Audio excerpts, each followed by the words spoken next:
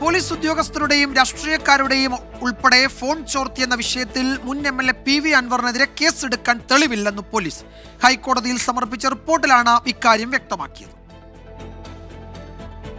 Police ഉദ്യോഗസ്ഥരുടെയും രാഷ്ട്രീയക്കാരുടെയും അടക്കം phone സംഭാഷണങ്ങൾ ചോർത്തിയെന്ന അൻവറിന്റെ വെളിപ്പെടുത്തലിൽ CBI അന്വേഷണം ആവശ്യപ്പെട്ടുള്ള ഹർജിയാണ് ഹൈക്കോടതിയുടെ പരിഗണനയിലുള്ളത്.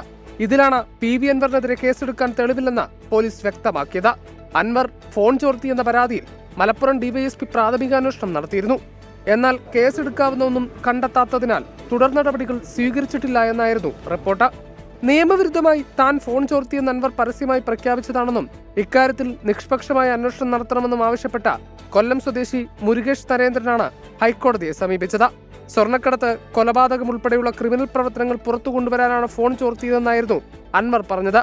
എന്നാൽ ഇത് സ്വകാര്യതയ്ക്കും അഭിപ്രായ സ്വാതന്ത്ര്യത്തിനും അടക്കമുള്ള അവകാശങ്ങളുടെ ലംഘനമാണെന്നും തന്റെ ഫോണും അൻവർ ചോർത്തിയെന്ന് സംശയമുണ്ടെന്നും ചൂണ്ടിക്കാട്ടിയാണ് ഹർജിക്കാരൻ ഹൈക്കോടതിയെ സമീപിച്ചത്.